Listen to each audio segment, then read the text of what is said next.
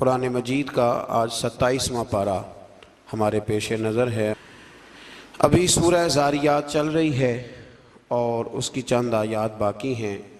27वें पारे के बिल्कुल आगाज़ में अल्लाह तबारक व तआला ने उसी मज़मून को फिर से बयान किया है कि जब हज़रत इब्राहीम अलैहिस्सलाम के पास आने वाले अजनबी इंसान नहीं थे बल्कि बशरी शक्ल में फ़रिश्ते थे, तो इब्राहीम अलैहिस्सलाम ने उनसे पूछा कि आपका मिशन क्या है। तो उन्होंने कहा हम मुजरिमों की एक कौम की तरफ भेजे गए हैं ताकि उन पर मट्टी से पके हुए पत्थर बरसाएं जो आपके रब के नज़दीक हद से तजावुज़ करने वाले। हज़रत लूत अलैहिस्सलाम की कौम पर जब फ़रिश्ते अज़ाब नाजिल करने आए तो फिर दोबारा से कुरान मजीद ने 27वें पारे के आगाज़ में उसका तज़किरा फरमाया। आगे जाके फिर आयत नंबर 56 में फरमाया वमा खलक़तुल जिन्न वल इंसा इल्ला लियअबुदून। फरमाया जिन्नों और इंसानों को हमने अपनी इबादत के लिए पैदा फरमाया है। जिन्नों और इंसानों की तख्लीक का मकसद ये है कि वो अपने रब की इबादत करें। मकसद इबादत है। इमाम गज़ाली रहमतुल्लाह अलैह फरमाते हैं कि अल्लाह तबारक व तआला ने ना जिस तरह इंसान के वजूद में खाने की, पीने की और सोने की तलब रखी है ना, कि खाता है पीता है फिर उसे नींद आती है, फरमाया इसी तरह अल्लाह तबारक व तआला ने इंसान के वजूद के अंदर इबादत की तलब रखी है। इस बात पे आपने गौर करना है, इसके वजूद में तलब है इबादत की। इमाम गज़ाली फरमाते हैं कि आपने देखा कि किसी ज़माने में लोग बुतों को पूजते रहे, पत्थरों को पूजते रहे, सूरज को पूजते रहे, चाँद को पूजते रहे, सितारों को पूजते रहे माज़अल्लाह, लेकिन किसी ज़माने में आपको ये नहीं मिलेगा कि इंसान ने किसी को पूजा ना हो। अल्लाह ने इबादत की तलब इसके वजूद में रख के इसे दुनिया में भेजा है। डायरेक्शन ठीक नहीं मिलती तो गलत रास्ता इख्तियार कर लेता है, और जब अल्लाह तौफीक देता है और महबूब करीम के कहने पे अमल करता है तो फिर अल्लाह की बारगाह में झुक जाता है। इंसान के आने का मकसद इबादत है। इबादत की बड़ी वसी तारीफ है इस्लाम के अंदर। हम लोग समझते हैं सिर्फ नमाज पढ़ना इबादत, हालांकि अल्लाह की रज़ा के लिए जो काम भी किया जाए वो इबादत है। अल्लाह की रज़ा के लिए जो काम भी किया जाए वो इबादत है। अल्लाह की रज़ा के लिए वो आप कुछ भी करें, वो आप गली से रोड़ा भी उठा दें तो अल्लाह इबादत का सवाब अता फरमाए, वो माँ बाप का चेहरा भी खुश होकर देख लें तो अल्लाह कामिल हज का सवाब अता फरमा दे। तो इबादत का वसी मफहूम है, लेकिन मकसूद इंसान के दुनिया में आने का इबादत है। लेकिन जब कोई आदमी मकसूद भूल जाता है ना अपना, देखे ना लोगों को मिल के एहसास होता है कि इसका मकसद क्या है। कुछ लोगों का मकसद शोहरत बन गया है, कुछ का मकसद पैसा बन गया है, कुछ का मकसद ही ताल्लुकात बनाना बन गया है। तो इससे हमें बाहर आना चाहिए। अल्लाह करीम ने जिस मकसद हयात के तहत दुनिया में भेजा है हमें उस मकसद की तरफ तवज्जो करनी चाहिए। फिर आगे सूरह तूर शुरू होती है। इस सूरह में अल्लाह ताला के अटल अजाब का जिक्र है कि जब उसका फ़ैसला हो जाता है तो उसे कोई टालने वाली ताकत नहीं है, और उस दिन आसमान थर थरा रहे होंगे और पहाड़ बड़ी तेज़ी से चल रहे होंगे। फिर आयत नंबर 21 से अहले जन्नत के लिए अल्लाह अज़्ज़ा व जल्ला की जानिब से जो नेमतें राहतें तैयार हैं उनका जिक्र है, और ये भी कि अहले ईमान की औलाद में से जो उनके सच्चे पैरोकार होंगे वो भी उनसे जाके मिलेंगे। औलाद अगर अपने माँ बाप की, नेक माँ बाप की पैरोकार होगी तो उसमें अगर कुछ छोटी मोटी गलतियां हुई भी तो अल्लाह माफ़ करके जन्नत में माँ बाप के साथ ही मिला देगा। असल में ना नालायक बच्चों का बड़ा जिक्र होता है तो लायक बच्चे रह ही जाते हैं बेचारे। नालायकों का बड़ा जिक्र होता है तो लायक रह ही जाते हैं। याद रखिए कि हर आलिम का, हर दरवेश का, हर सूफ़ी का, हर नेक आदमी का बच्चा गलत नहीं होता। ये भी बड़ी इनफिरादी बात है। अल्लाह तबारक व तआला बड़ी रहमत करता है। बाज़ लोगों को अल्लाह बड़ी अज़मतें अता फरमाता है।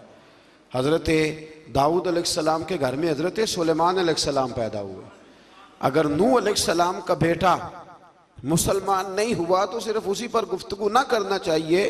हज़रत इब्राहीम के बेटे इसहाक भी नबी हुए और उनके बेटे याकूब भी नबी हुए और उनके बेटे यूसुफ भी नबी हुए। तो रब बड़ा करीम है, जब खैर रखता है तो कई नस्लों में रख दिया करता है। तो हर जगह ऐसा नहीं है, हर मौके पे ऐसा नहीं है। बहुत सारे लोग एक ही रंग में हर चीज़ को देखने लग जाते हैं, ऐसी भी बात नहीं है। जब अल्लाह अता करने पे आता है तो फिर बड़ा करम फरमाया करता है। अब एक बात और भी यहाँ काबिल जिक्र है, उस पर भी ज़रूर तवज्जो होनी चाहिए कि अगर माँ बाप नेक हों तो काजी सनाउल्लाह साहब पानीपती फरमाते हैं कि 7 नस्लों तक तो अल्लाह वैसे ही माँ बाप की वजह से रहमत करता रहता है, बेटों पे भी, पोतों पे भी, पड़पोतों पे भी, उनके पोतों पे भी। और दलील क्या है? वकान अबूहुमा सालिहन। वो जो हज़रत खज़र अलैहिस्सलाम ने दीवार सीधी की तो पूछा क्यों की? कहा इनका बाप बड़ा नेक था। तो काजी साहब ने लिखा वो 7वीं नस्ल में बाप था, वो 7वीं नस्ल में जाके बाप बनता था। तो अल्लाह करीम अगर करम फरमाता है ना जी, तो फिर बड़ी ही रहमत फरमाया करता है।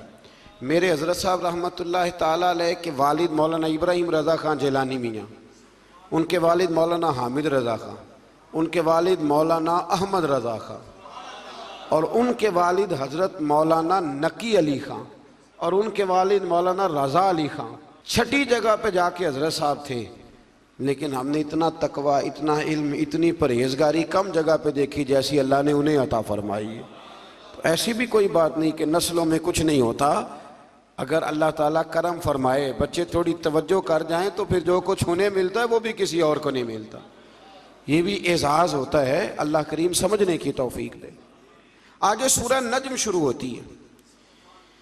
इस सूरह की इब्तदाई 18 आयात में अल्लाह करीम ने नबी पाक अलैहिस्सलाम के सफ़रे मेराज की उस मंज़िल रिफ़अत का जिक्र फरमाया है कि जिसमें उन्हें अल्लाह ताला का कुर्बे ख़ास अता किया गया, ख़ास।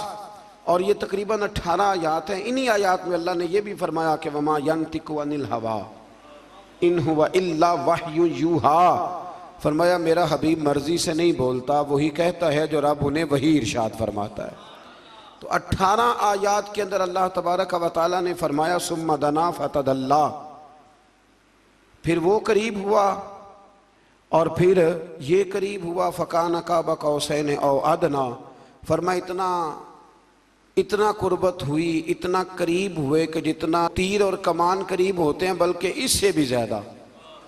लेकिन बात बड़ी मज़ेदार है। फरमाया मेरा महबूब मेरे इतना करीब हुआ फ़अौहा इला अब्दिही, वो बंदा ही रहा और मैं उसका रब हूँ, रहे वो बंदे ही हैं।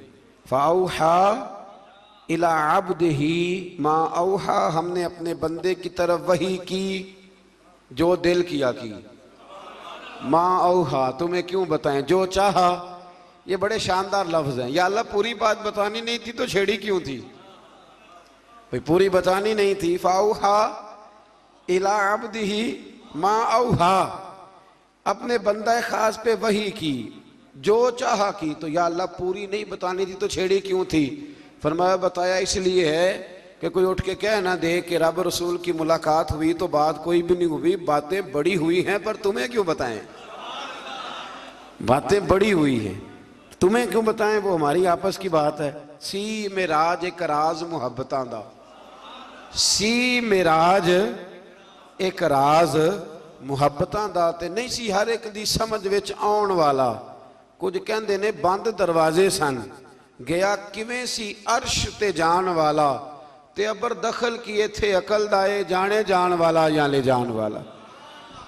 तो ये वाक़या मेराज को 18 आयात के अंदर अल्लाह करीम ने बयान फरमाया। फिर सूरह नजम की आयत नंबर 38 से फरमाया कि किसी के गुनाह का बोझ किसी दूसरे पर नहीं डाला जाएगा, हर शख्स को अपने किए का पूरा पूरा सिला मिलेगा, किसी पर किसी के गुनाहों का बोझ। अच्छा, ये जो बाज़ हदीसों में आता है, बाज़ हदीसों में आता है कि जिस बंदे ने तरबियत ना की तो औलाद की तो उसे भी सज़ा मिलेगी, तो इसका क्या मतलब है? इसका मतलब ये नहीं कि उसे औलाद का गुनाह उसके खाते में डाला गया है। इसका माना यह है कि उसने जो अपनी जिम्मेदारी पूरी नहीं ना की, अपनी जिम्मेदारी पूरी, वो जो हदीस में फरमाया गया ना कि वो औरत पर्दा नहीं करती तो बाज़ औकात उसके सबब से उसके खामंद को, भाई को या बेटे को अल्लाह की बारगाह में इस्तिफसार किया जाएगा, पूछा जाएगा, तो उसका माना ये नहीं कि बीबी पर्दा नहीं करती थी तो उसको सजा मिलेगी। उसका भी माना यही है कि इसने जिम्मेदारी अदा नहीं की, इसने मना नहीं किया, इसने ड्यूटी, हाँ जो बंदा ड्यूटी करे और सामने वाला मर्जी करे तो फिर इस पर उसका कोई बोझ नहीं है। क़यामत में कोई किसी का बोझ, सब ने अपना अपना उठाना, सब ने। हाँ कुछ बंदे ऐसे होंगे जिनके सबब से अल्लाह माफ़ी अता फरमाए, जिनकी बरकत से अल्लाह, वो बात मैंने कल भी अर्ज की है कि अल्लाह के कुछ ऐसे बंदे होंगे कि जिनकी अल्लाह तबारक व तआला बात मानेगा, सिफारिश कबूल करेगा। तो उसका माना ये होगा कि अल्लाह उनकी बरकत से माफ़ी तो अता करेगा पर बोझ अपना अपना ही उठाना। एक बूढ़ी अम्मा एक दफ़ा भूखी रह गई थी हज़रत उमर फ़ारूक के ज़माने में। तो जब पता चला तो हज़रत उमर रज़ी अल्लाह तआला अन्हु 62 साल उम्र मुबारक थी, बूढ़े हो गए थे। तो घर से जब आपने वो थैला उठाया ना अनाज का बूढ़ी अम्मा के लिए, तो खादिम कहने लगा मुझे दे दे, मैं ले चलता हूँ। तो हज़रत उमर कहने लगे तू बता क़यामत के दिन भी मेरा बोझ उठाएगा? तो कहा नहीं, क़यामत में तो अपना अपना उठाना है। तो फरमाया जा फिर आज भी मुझे अपना ही उठाने, अपना अपना बोझ उठाना है। आज ना हमारे ज़माने में हर आदमी को अपनी दुनिया की फ़िक्र है और सामने वाले की आखिरत की फ़िक्र है। भाई सामने वाले की आखिरत की जितनी हम फिक्र करते हैं ना, उससे आधी अपनी आखिरत की करें ना, उससे पूरी नहीं। मैंने कहा जितनी फिक्र सामने वाले की है ना, कोई सियाना हो जाए। और अब तो अल्लाह ताला खैर करे, नसीहत करने वाले बहुत ज़्यादा हो गए और कबूल करने वाले, असर लेने वाले। तो अपना अपना बोझ उठाना है, लिहाजा कोशिश करें कि उसकी तैयारी हो जाए। और यार मतलब हज पे जब हम हाजियों को ट्रेनिंग देते हैं तो हम उन्हें ये कहते हैं कि भाई वहाँ जाके पैदल चढ़ना है तो अभी से ना, अभी से को 2-3 किलोमीटर पैदल चला करो ताकि तुम्हारे लिए वो सफ़र आसान हो जाए। तो अगर 2-4-5 दिन का बोझ है तो उसके लिए पहले तैयारी करते हो तो क़यामत की भी तैयारी पहले करो। कोई किसी का बोझ नहीं उठाएगा। अम्मा के पास बेटा भी आके कहेगा ना 2 नेकियां दे दे, अम्मा भी कोई नहीं देगी। ये हमें रिवायात में मिलती हैं सारी चीज़ें। अब्बा भी नहीं उस वक़्त नेकी देगा, इसलिए कि वो दौर ये है कि हर एक ने अपना अपना बोझ उठाना। आगे सूरत कमर शुरू होती, इक़्तरबतिस्साअतु वन्शक़्क़ल कमर, फरमाया क़यामत करीब आ गई है और चांद शक हो गया है। नबी करीम अलैहिस्सलाम की बारगाह में अबू जहल और कुछ कुफार आए, कहने लगे कि अगर आप चांद के 2 टुकड़े कर दें तो हम कलमा पढ़ लेंगे, अगर आप चांद के 2 टुकड़े कर दें तो हम कलमा। हुजूर मुस्कुराए, फरमाए गवाही देते हो कि वाकई पढ़ लोगे? मैंने बहुत अरसा पहले ये बात अर्ज की थी कि जिसने नहीं ना मानना उसने सारी दलीलों के बावजूद भी नहीं माना। गवाही देते हो पढ़ लोगे का? पढ़ लेंगे। तो अल्लाह के रसूल ने उंगली उठाई, जिसको बारे दो आलम की परवाह नहीं, उसके बाजू की कुव्वत पे लाखों सलाम। तो नबी पाक ने उंगली उठाई, इशारा किया तो चांद 2 टुकड़े हो गया।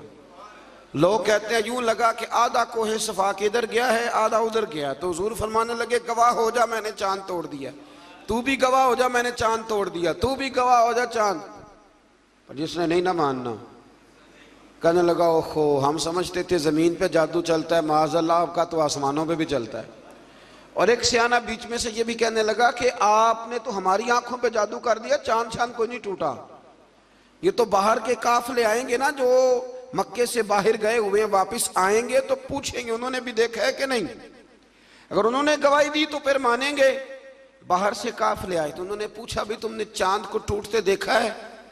तो कहने लगे कसम है हमें, हमने फलां दिन फलां तारीख फलां रात चांद टूटते देखा है, चांद टूटते देखा है, हमने देखा है। तो उन्होंने कह भी दिया तो कहने लगे लगता है तुम्हें भी जादू ही हो गया है। जिस गवाही पे भी खड़े होते थे वो मानने को तैयार। कभी कभी कुछ बातें बर मौका हो जाती हैं तो मज़ा बड़ा देती हैं।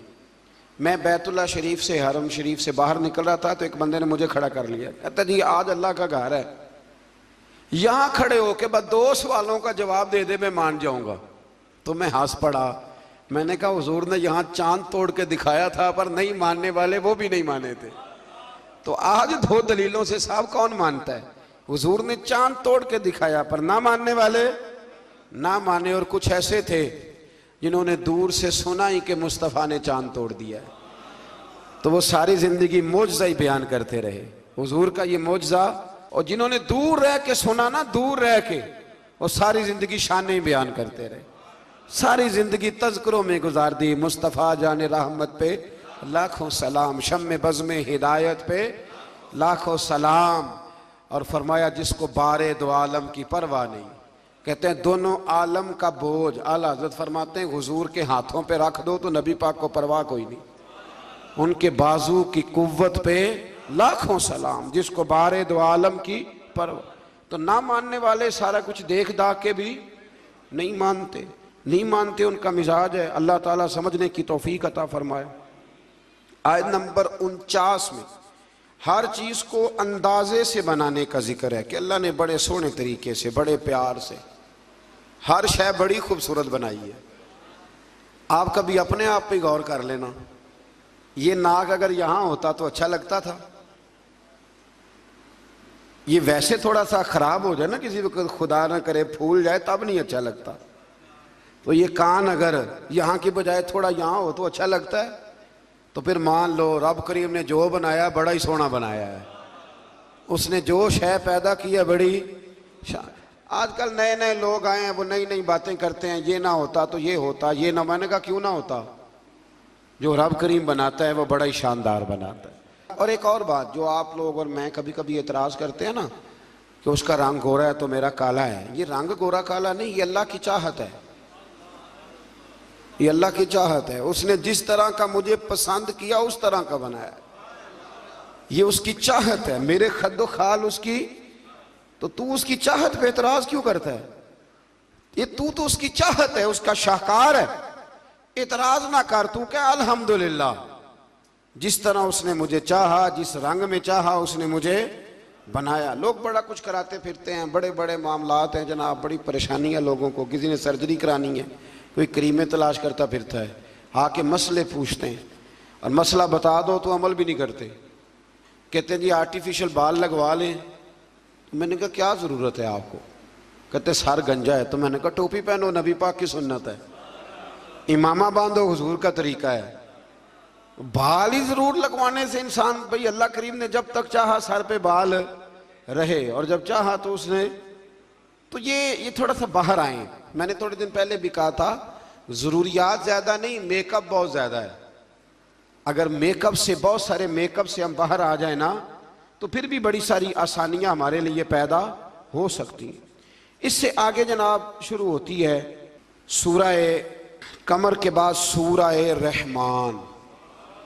सुभान अल्लाह। सूरह फबिय्यि आलाई रब्बिकुमा तुकज़्ज़िबान। अच्छा, कभी कभी ना इंसान बैठता है ना कुछ चीज़ों को देखने के लिए, तो उनका देखना ही बड़ा मज़ा देता है। मुख्तलिफ सूरतों के ना मुख्तलिफ फ़ज़ाइल नबी पाक ने बयान फरमाए। हज़रत अलीउल मुर्तज़ा शेर खुदा रदी अल्लाह ताला अन्हु फरमाते हैं कि नबी पाक अलैहिस्सलाम ने फरमाया हर चीज़ की एक दुल्हन होती है। दुल्हन बीवी के मानों में नहीं, दुल्हन सजी हुई चीज़ को कहते हैं। अरब के अंदर दुल्हन सजी। फरमाया हर चीज़ की एक दुल्हन होती है। तो फरमाया कुरान की दुल्हन सूरह रहमान है, ये सजी हुई सूरत है ये ना। और अल्लाह बार बार कहता है, बार बार फबिय्यि आलाई रब्बिकुमा तुकज़्ज़िबान। और इंसान तो अपने रब की कौन कौन सी नेमत को जुटलाएगा? पलट के देख तो सही, तो अपने आप को देख ले, अपनी आंखें ही देख ले, अपना घर ही देख ले। तू गौर तो करना जरा। ये ना बहुत सारे लोगों को बड़ी दुश्वारी होती है, वो हर वक्त हाथ में रुमाल पकड़े रहते हैं, कहते हैं जी मेरे मुंह से ना कई दफ़ा कतरा निकल जाता है थूक का, तो किसी के मुंह पे पड़ जाता है। मैं एक तहकीक देख रहा था कि जो लबलबा है ना आपकी ज़ुबान के नीचे, अगर ज़ुबान खुश्क हो जाए तो किसी खाने का मज़ा ही ना आए। डॉक्टर कहते हैं कि इतनी कीमती चीज़ है ये जो आपकी ज़ुबान तर रहती है कि ये सारे जायके जो हैं ये आपको देती है। अगर कभी ज़ुबान पक जाए ना तो अच्छी तरह पकी हुई चीज़ें भी मज़ा कोई नहीं देती, बल्कि जलती रहती है हर शय। अल्लाह ने जो बनाया है ना, जहां बनाया है कमाल ही बना दिया है। और फरमाते फबिय्यि आलाई रब्बिकुमा तुकज़्ज़िबान, अपने रब की कौन कौन सी, तू कहां जाएगा। और शुरू कहां से किया, फरमाया अर्रहमान अल्लमल कुरान, फरमाया रहमान ने अपने हबीब को कुरान सिखाया है।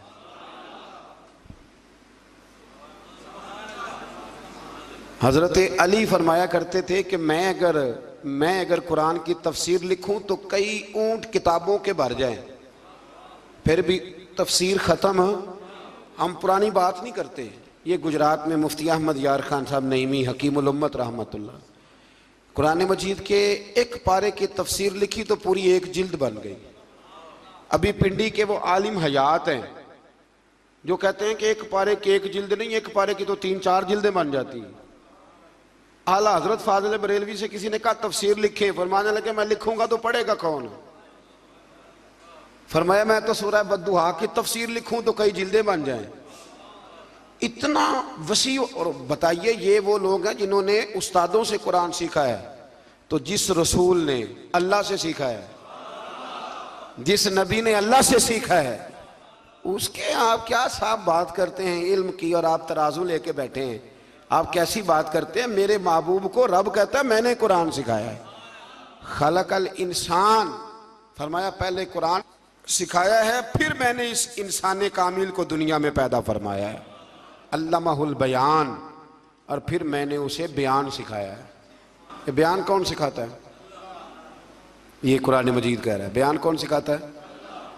कुछ दोस्त ऐसे होते कहते फलाना आदमी मुकर्रर है जी, तो क्या मुकर्रर आदमी जो होता है वो बिल्कुल फजूल आदमी होता है? अल्लाह कहता है कि ये जो बयान है ना, ये भी मैं ही सिखाता हूँ। हर एक हिस्से में हर नेमत आती, ये भी अल्लाह ही सिखाता है। और नबी करीम अलैहिस्सलाम ने फरमाया बाज बयान जादू होते हैं, वो जादू ही कर जाते हैं जी। कुछ लोग ऐसे होते हैं जिनका एक जुमला इंसान सुनता है तो सारी ज़िंदगी के लिए काफ़ी हो जाता है। अल्लाह तासीर की दौलत अता करता है। फिर बड़ी सारी बातें रब करीम ने इरशाद फरमाई। फरमाया अल्लमहुल बयान अश-शम्स वल कमरु बिहुस्बान, सूरज और चांद हिसाब के पाबंद हैं। वन नजमु व शजरु यस्जुदान, आसमान के तारे और ज़मीन के दरख्त उसी के सामने सजदा किए हुए हैं। वस्समाअ रफ़अहा व वदअल मीज़ान, आसमान उसी ने बुलंद किया है और मीज़ान अदल भी उसी ने कायम किया है। अल्लाह ततगौ फिल मीज़ान, ताकि तुम तोलने में ज़्यादती न करो। व अकीमुल वज़ना बिल किस्ती वला तुक्सिरुल मीज़ान, और फरमाया इस तरह करो कि वज़न को ठीक रखो इंसाफ के साथ, और तोल को कम न करो। फिर बड़ी सारी बातें इरशाद फरमाने के बाद फरमाया वल हब्बु ज़ुल अस्फ़ि वर रैहान, अनाज में जो भूसा वाला है और खुशबूदार फूल सारे किसने पैदा किए?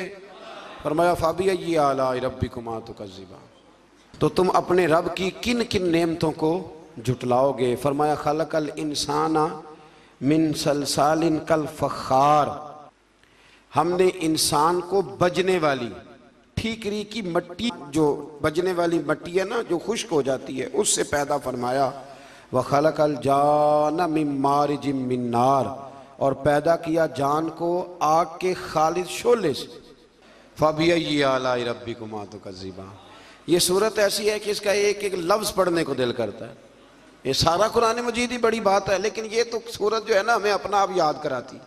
बहरहाल अल्लाह ताला ने बार बार एक बात का जिक्र फरमाया, और इसी सूरह मुबारक में ना फिर एक सबक दिया। फरमाया डर जाओ। क्या मिलेगा या अल्लाह? फरमाया अगर तुम मेरे सामने खड़े होने से डरोगे ना तो 2 जन्नतें दूंगा। वाली मन खाफा मकाम रब्बिही जन्नतान, जो अल्लाह के सामने खड़े होने से डरेगा अल्लाह उसे 2 जन्नतें देगा। वैसे आजकल डरते तो नहीं ना लोग, डर निकल गया, बस थोड़ा सा बरादरी से डरते हैं।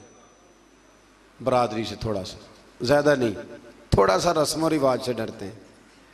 कुछ थोड़ा सा, कुछ लोग हैं जो चलो थोड़ा बहुत बच्चों से डर जाते हैं, थोड़ा थोड़ा है ना, दुनियादारों से लोग डरते हैं। नहीं डरते तो अल्लाह से नहीं डरते, जिससे डरना चाहिए। फरमाया जो रब के सामने खड़े होने से डरेगा अल्लाह उसे 2 जन्नतें अता फरमाएगा। फिर इससे आगे सूरतुल वाक़िया शुरू होती है।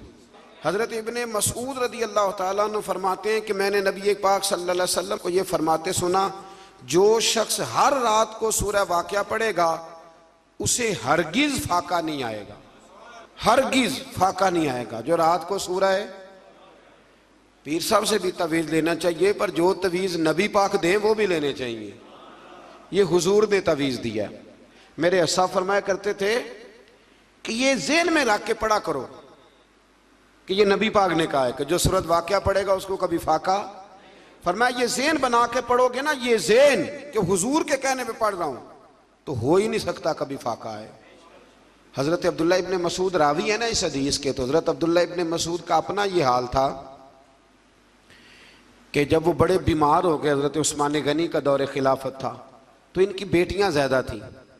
हज़रत उस्मान गनी इनके घर तशरीफ़ लाए और फरमाने लगे, अब्दुल्ला मैंने फ़ैसला किया है कि माले ख़जाना में से कुछ तुम्हें दे दूँ, तुम्हारी बेटियां हैं। तो आप फरमाने लगे, आप फ़िक्र न करें, मैंने बेटियों को ख़जाना दे दिया है, मेरी बेटियों को कोई तकलीफ़ कभी नहीं आएगी। कहा जनाब आपने क्या ख़जाना दे दिया है?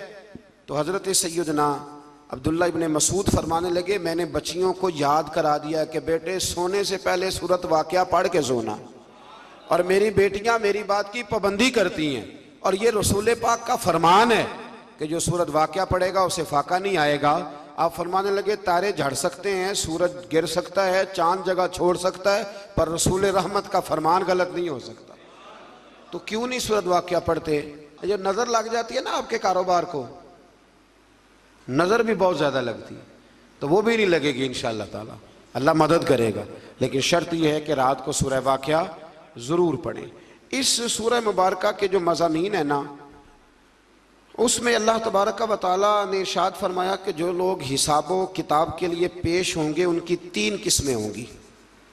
एक तो होंगे असहाबुल मईमना, यानी अहले सादत और अहले खैर लोग, और दूसरे फरमाया अस्साबिकून अल मुकर्रबून, ये वो लोग होंगे जो नेकी करने में सबकत ले जाने वाले, आगे निकल जाते, साबिकून अल मुकर्रबून। और तीसरे फरमाया असहाबुल मशअमा, ये बदनसीब लोग हैं जो जहन्नम में जाएंगे। ये 3 किस्म के लोग हों। दुआ फरमाए अल्लाह हमें उनमें बना दे जो नेकी ले जाने में सबकत करते हैं, जो सबसे आगे बढ़ के, जब तक 50 लोग नेकी ना कर लें हम नेकी भी नहीं करते। 50 बंदे ना जब तक नेकी कर लें, पता ना चल जाए कि सारे लोग इधर जाते हैं, तब हम शुरू करते हैं। और वैसे भी आजकल नेकी पे तो खर्च ही नहीं होता, आजकल तो ज़ाती शोहरत पे, ज़ाती ताल्लुकात पे खर्च होता है। इफ्तारियाँ तो सियासी, पार्टियाँ तो सियासी, और बड़ा बड़ा अजीब रंग है लोगों का। मैरिज हाल में अफ्तारी कराओ, और उस अफ्तारी में जो बेहतरीन काम होता है वो तस्वीर साजी होती है, फिर चूँकि हमने बड़ी करा के अपनी बैठक में भी लगानी होती है ना। मैंने पहले भी एक दफ़ा आपको बताया था कि ये कमज़ोरी का एहसास है। कमज़ोरी का एहसास कभी अपने आप को पैदा ना होने दे। मुसलमान असर कबूल करता नहीं, मुसलमान असर देता है, दूसरों पे छोड़ता है, तो कमज़ोरी से बाहर आए। इसी सूरह वाक़िया की आयत नंबर 77 से कुरान अजीम का जिक्र है कि ये किताब लोहे महफूज में है, और इस किताब को सिर्फ पाक लोग ही छू सकते हैं। कुरान को हाथ कौन लगाएगा? पाक लोग। जब तक पाक नहीं होगा इसको हाथ, बाज़ जगह ख़वातीन की हालत नहीं होती कुरान मजीद को हाथ लगाने वाली, तो कहती हैं जी नहीं हमारे लिए दुरुस्त है। आपके लिए कैसे दुरुस्त है जी, जब अल्लाह ने मुतलक कह दिया है, मुतलक कि कोई नापाक इसको हाथ न लगाए। हाँ, बाज़ जगह पे ज़ुबानी कुछ चीज़ें पढ़ने की इजाज़त होती है, लेकिन कुरान मजीद को मस, ये कुरान की नस है कि जो नापाक होगा वो कुरान मजीद के करीब। बल्कि बड़ी मज़ेदार बात है, हज़रत उमर फारूक रदी अल्लाह ताला अन्हु कहते हैं कि मैं तो तलवार लेके माज़अल्लाह हुजूर को शहीद करने के लिए निकला था। तो मैं जा रहा था दारे अरकम की जानिब, तो किसी ने मुझे कहा उमर कहाँ जा रहे हो? मैंने कहा मैं आज शहीद करूँगा, माज़अल्लाह किस्सा ख़त्म करूँगा। तो कहने लगे घर जाना, तेरी बहन भी कलमा पढ़ने लग गई, पहले उसे तो ख़त्म कर ले। तो उमर फारूक फरमाते हैं जब मैं वहाँ आया तो मेरी बहन और मेरा बहनोई घर में छुप के कुरान मजीद पढ़ रहे थे, छुप के। मैंने दस्तक दी, अब दस्तक दी, बहन बोली कौन है? मैंने कहा उमर बिन खत्ताब हूँ। जल्दी से उसने कुरान मजीद के सफ़े समेटे, ऊपर किसी जगह पे रखे, दरवाज़ा खोला तो मैंने बहन और बहनोई को मारना शुरू किया, बड़ा मारा। तो कहते मैंने बहन को मारा तो खून निकला उसके सर से। तो कहने लगी उमर जितना तेरा दिल करता है तू मार, जिस बाप की सुल्ब से तू है मैं भी वहीं से हूँ, जिस माँ का तूने दूध पिया मैंने भी उसी का पिया है। अब मैं मुस्तफ़ा का कलमा पढ़ गई हूँ अब किसी के माई के लाल में ये ताकत नहीं कि मुझसे खलमा छुड़ा सके। जनाब उमर फरमाते हैं, जो बात हमारे मजमून किया उसको समझिएगा। जनाब उमर फरमाते हैं, हजरत उमर कहते हैं कि मैं पूरे जलाल में गुस्से में था। मैंने अपनी बहन से कहा चल दिखा फिर मुझे क्या पढ़ रही थी। तो कहते हैं उस हाल में भी मेरी बहन ने क्या कहा, कहने लगी तुझे नहीं दिखा सकती, तू मुशरक है, मुशरक नजस होते, जा पहले वुजू करके आ, गुस्ल करके आ, ये अल्लाह की किताब है, इसे वही हाथ लगा सकता है जो पाक साफ होता है। उस हाल में भी जब मैं मार रहा हूं, फरमाते हैं मैं गुस्ल करके आया तो फिर बहन ने मुझे कुरान मजीद सुनाया, और फिर जब मैंने सुना तो मैंने कहा फिर मुझे ले जाओ वहां, घरों आया सा मार मुकावने नू, हुण मैनू मार दे लै चलो, मते उमर दी उमर बर्बाद होवे। घरों आया सा मैं मार मुकावने नू, हुण मैनू मार दे लै चलो, मते उमर दी उमर बर्बाद होवे, जिथे उमर सवार दे लै चलो। जिथे बाद शायर जो होते हैं ना रदीफ काफिया, उनका बड़ा शानदार होता है, तो इन्होंने भी उमर इसम के लिहाज से भी और उमर उसके माने के लिहाज से बड़ा ही अच्छा इस्तेमाल किया। मौका नहीं, वरना इस पर कोई बात करता तो इसमें अल्लाह तबारक व तआला ने कहा कि नापाक आदमी कुरान मजीद को हाथ न लगाए। आयत नंबर 83 से रूह के निकलते वक्त मरने वाले और करीब लोगों की बेबसी का जिक्र करते हुए फरमाया, तुम इस रूह को लौटाते क्यों नहीं अगर तुम सच्चे हो। यानी बताना ये चाह रहा है रब करीम का कुरान, अल्लाह का कुरान ये फरमाता है कि तुम चाहो भी तो इस रूह को लौटा सकते, ये तुम्हारी बेबसी है। तो अगर मरते वक्त रब के सामने बेबस होना है तो आज क्यों नहीं हो जाते। आज बेबस हो जाओ को, या अल्लाह जैसे तू कहेगा वैसे हम करेंगे, लेकिन जब तक रूह होती है तब तक इंसान मानने को तैयार नहीं होता। अल्लाह ताला हमें मानने वालों में शामिल फरमाए। आगे सूरह हदीद शुरू होती है। कुरान मजीद कि इस सूरह मुबारक में ना अल्लाह तबारक व तआला ने सहाबाई किराम के माबैन दर्जात में जो फजीलत है उसके मुख्तलिफ मदारज को बयान किया। ये बड़ी समझने वाली बात है, मुख्तलिफ मदारज। एक तबका सहाबा का वो है जो ऐलान नबुव्वत के फौरन बाद ईमान लाया, ये पहला दर्जा है, जो ऐलान नबुव्वत के फौरन बाद, यानी हिजरत से सुखों के दौर के जो यार होते हैं ना वो बहुत ज्यादा होते हैं, लेकिन जो तनाइयों का सज्जन होता है उसे कभी नहीं भूलना चाहिए। अल्लाह ने ये दर्जात बयान किए, फरमाया जो ऐलान नबुव्वत के फौरन बाद इन्होंने कलमा पढ़ा, एक तबका वो है। फिर एक संगे मील वो है कि मुसलमानों की तादाद 40 थी। फिर एक संगे मील हिजरत का है कि हिजरत से पहले और बाद में ईमान लाने वाले। फिर एक संगे मील गज़वा बदर का है। गज़वा बदर वो हैं जिनकी अल्लाह ने सबकी फजीलत बयान फरमाई, फरमाया वो भी एक दर्जे वाली जमात है। अहले बदर के लिए अल्लाह ताला ने मगफिरत का ऐलान फरमाया। एक संगे मील सुलह हुदैबिया से अल्लाह ताला ने इस मौके पर मौजूद तमाम सहाबा को अपनी रजामंदी की सनद अता फरमाई, वो कल हम पढ़ के आए। और फिर एक संगे मील फतह मक्का का है जिसका इस सूरत में जिक्र किया गया है। फतह मक्का के बाद जिन्होंने कलमा पढ़ा वो आखिरी संगे मील है, आखिर में उनके मदारज बयान हुए। लेकिन रब करीम ने फरमाया ये सारे ही मेरे महबूब के गुलाम है और मैंने सब के साथ ही खैर का वादा फरमा लिया है।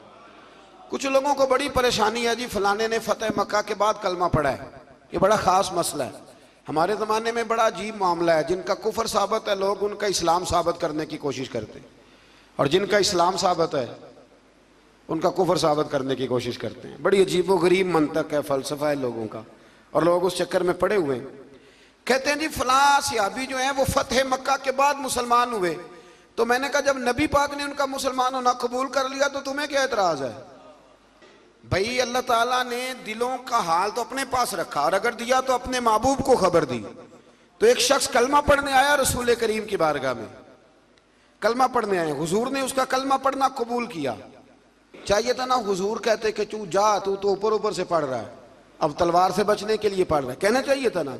लेकिन हुजूर ने कहा, तो जब नबी पाक ने कबूल कर लिया तो आज लोगों को क्या एतराज है, आज लोगों को क्या एतराज है। बड़े बड़े अजीब मामलात है। कहते हैं जी फलां सहाबी थे वो ठीक नहीं थे। तो मैंने कहा जब इमाम हसन उनसे सुलह कर रहे हैं, तू ज्यादा प्यारा है हजरत अली का कि इमाम हसन ज्यादा प्यारे थे। और सही बुखारी की हदीस है, नबी पाक ने इमाम हसन को अपने साथ मिंबर पे बिठा के फरमाया, ये मेरा बेटा हसन सैयद है, जब मुसलमानों की दो जमातें लड़ेंगी तो ये सुलह करा देगा। तो ये मुसलमानों की दो जमातों का लफ्ज कह के तो नबी पाक ने उन्हें मुसलमान कहा है। तुझे क्या मसला है भाई? ये अलग बात है कि मौला अली की फजीलत को कोई पहुंच ही नहीं सकता। हजरत अली की फजीलत, शेर खुदा मौला कायनात हजरत अली अल मुर्तजा। एक गैर मुस्लिम ने ना हजरत अली के चंद अकवाल पढ़ लिए, चंद अकवाल, वो तहकीक कर रहा था जमीन व आसमान पे, तो किसी ने उसको कहा कि हजरत अली के कुछ कौल पढ़ो, पढ़ लिए तो कहा तेरा तबसरा क्या? कहने लगा मेरा तबसरा ये है। वो गैर मुस्लिम था ना, तो अपने लफ्जों में क्या गया, कहने लगा यहाँ तो ये वो शख्स है जिसने जमीन व आसमान बनाए हैं, यहाँ कम अज कम वो है जिसके सामने बनाए गए हैं, इतनी बात जरूरत। उन्होंने कहा नहीं, वो तो बनाने वाला रब है, और ये जिसके अकवाल हम तुम्हें पढ़ा रहे हैं ये तो मौला अली शेर खुदा है। उनकी अजमत का कोई मुकाबला कर सकता, उनकी शान का कोई मुकाबला कर सकता? लेकिन ये है कि मैं कौन होता हूँ ये तराजू पकड़ लूँ मैं उठ के, मैं? और हम तो इतनी, आप यकीन करें, इतनी जरूरत भी नहीं करते कि आइमा का इख्तलाफ बयान करें। मैं तो इमाम आजम और इमाम शाफी के इख्तलाफ में पढ़ने का भी कायल नहीं, इमाम मालिक और इमाम अहमद बिन हम्बल के इख्तलाफ में पढ़ने का भी कायल नहीं। तो मेहरबानी फरमाएं आप इन चीज़ों से निकलें। और बड़ी जल्दी लोग कानों में बातें करते हैं, ऐसे हो गया जी, वैसे हो गया। आप मेहरबानी फरमाएं, ये जुल्म है। फतेह मक्का के बाद भी जिसने कलमा पढ़ा, मेरे नबी ने उसका कलमा कबूल फरमाया है। कुरान ने कहा कि उन सब के साथ अल्लाह ने हुस्ने सलूक का वादा फरमा लिया है। लिहाजा कोई किसी सहाबी के बारे में कोई बात, सहाबी के बारे में कोई बात, इसलिए कि हम सहाबा को नबी पाक के सहाबी मानते हैं, नबी पाक के सहाबी। तो आप ये समझ लें कि उनको निस्बत मेरे रसूल पाक की हासिल है। अल्लाह ताला सब की इज्जत और सब की कदर करने की तौफीक अता फरमाए। सुभान अल्लाह। आगे आयत नंबर 12 में फरमाया कि मैदान हशर में मोमिनीन और मोमिनात की अनोखी शान होगी। हशर के दिन मोमिनों की और मोमिनात की शान दूसरों से अलग होगी, इम्तियाजी होगी। क्या शान होगी? फरमाया और इनका नूर उनके सामने और उनके दाएं जानिब जू फिशा होगा और इन्हें जन्नत की बिशारत दी जाएगी। आगे भी नूर होगा, पीछे भी नूर होगा, दाएं भी और बाएं भी। किसको? नबी पाक की बात नहीं हो रही, मोमिनों की हो रही है। तो जब उनके मानने वालों को अल्लाह नूर अता फरमाएगा तो फिर महबूब को नूरे कामिल क्यों नहीं मानते? ये कुरान मजीद की आयत नंबर 12 ना, जरा पढ़िएगा, सूरह हदीद की आयत नंबर 12 कि क़यामत के दिन अल्लाह मोमिनों के आगे पीछे दाएं बाएं नूर ही नूर कर देगा। मेरे रसूल करीम अलैहिस्सलातु सलाम से लोगों ने कहा, या रसूलल्लाह, आप अपनी उम्मत को कैसे पहचानेंगे? तो हुजूर ने फरमाया, जिस जगह वुजू का पानी लगता रहा ना, वो क़यामत के दिन चमकेंगे सारे जिस्म के हिस्से। तो उम्मती दूर से आएंगे तो मैं पहचान लूँगा। और फिर हुजूर ने फरमाया, मेरे कुछ ऐसे गुलाम होंगे कि जिनके चेहरे 14वीं के चांद की तरह चमकेंगे। नबी पूछेंगे कि ये किस उम्मत के नबी हैं? तो फरमाया जाएगा, नहीं नबी नहीं, ये मुस्तफ़ा करीम की उम्मत के वली हैं। और फिर वहां हुजूर ने ये आयत पढ़ी, अला इन्ना औलिया अल्लाह ला खौफुन अलैहिम वला हुम यहज़नून। फिर इसी सूरह मुबारका की आयत नंबर 16 में फरमाया, क्या अभी ईमान वालों के लिए वो वक्त नहीं आया कि इनके दिल अल्लाह के जिक्र से डर जाएं और हक के लिए नरम हो जाएं? कब वो वक्त आएगा जब ईमान वालों का दिल अल्लाह के जिक्र से डर जाए, नरम हो जाए? कुरान मजीद ने कहा, कवैज़ा तुलियत अलैहिम आयातहु ज़ादतहुम ईमाना। जब मोमिनों पर अल्लाह की आयतें पढ़ी जाती हैं तो उनका ईमान मजबूत हो जाता है। वक्त कब आएगा जब एक आयत सुन के आप यकीन करते हैं कि सहाबा कुरान सुन के कुछ ऐसे थे जिनकी रूह ही परवाज कर गई, कुरान मजीद सुन के रूह परवाज कर गई। आज वो वक्त कब आएगा जब अल्लाह का जिक्र हो? जब इमाम आज़म अबू हनीफा ना गुजर रहे थे तो एक नौजवान भी गुजर रहा था, तो इमाम साहब का पैर उस नौजवान के पैर पे आ गया तो कहने लगा, आपने मरना नहीं, कब्र में नहीं जाना। उसने ये लफ्ज़ कहे तो इमाम साहब बेहोश होकर गिर पड़े। कई घंटे के बाद होश आई तो लोगों ने कहा, हुजूर ये क्या हुआ? फरमाने लगे, तुमने देखा नहीं, वो मुझे अल्लाह के सामने पेश होने की याद दिला रहा था। जब उसने कहा है कि आपने क़यामत में पेश नहीं होना, तो मेरी आंखों के सामने मंजर आ गया था। यहाँ कितनी आयतें पढ़ी जाती हैं, हदीसें पढ़ी जाती हैं, बुजुर्गों की बातें बताई जाती हैं, लेकिन बस ठीक है, लोग तवज्जो नहीं करते। अल्लाह फरमाते कब वक्त आएगा जब तुम्हारे दिल डर जाएं। आयत नंबर 20 में दुनिया के मालो दौलत को, दुनिया की ज़ीबो ज़ीनत की नापायदारी को बयान किया और फरमाया अपने रब की मग़फ़िरत की जानिब दौड़े चले आओ और उसकी जन्नत की तरफ पेश कदमी करो जिसकी वुसअत आसमान और ज़मीन की मिसल है, और जो अल्लाह और उसके रसूल सल्लल्लाहु अलैहि वसल्लम पर ईमान लाने वालों के लिए तैयार की गई है, उसकी तरफ दौड़ के आओ। दुनिया की ज़ीबो ज़ीनत जो है ना, एक वक्त के लिए है। एक वक्त ऐसा भी इंसान पे आता है कि जब उसके पास सहूलियात होती हैं पर खाने की पोजीशन नहीं होती, पैसे होते हैं पर वो खा नहीं सकता, पहन नहीं सकता। तो ये दुनिया की जो ज़ेबो ज़ीनत है ना, ये बड़ी आर्जी सी है। हमारा मिजाज बन गया है कि हर वक्त अपने आप को, अपनी बरादरी को, अपने नाम को, अपने कबीले को, अपने आप को संवारने पे लगे रहते हैं। थोड़ा सा इससे निकलें, जन्नत संवारने की भी थोड़ी तैयारी करें। आप यकीन करें, इस तेज़ी के साथ लोग दुनिया से जाते हैं, इस तेज़ी के साथ कि 2, 4, 5 दिन तज़किरा होता हो फलाने का जवान बेटा चला गया, पर उसके बाद तो दुनिया ख्वाबों ख्यालों में रह जाती है और अपने भी आहिस्ता आहिस्ता बदल जाते हैं। अल्लाह फरमाते हैं ना इतना दौड़, इतना ना दौड़ दुनिया के पीछे। कुछ ज़िंदगी में औकात मखसूस कर दें, कुछ पैसा मखसूस कर दें, कुछ लम्हे मखसूस कर दें जिसमें सिर्फ हुसूल जन्नत के लिए, अल्लाह की रज़ा के लिए, उसकी बारगाह की हाज़िरी के लिए हम शब व रोज़ कोशिश करें।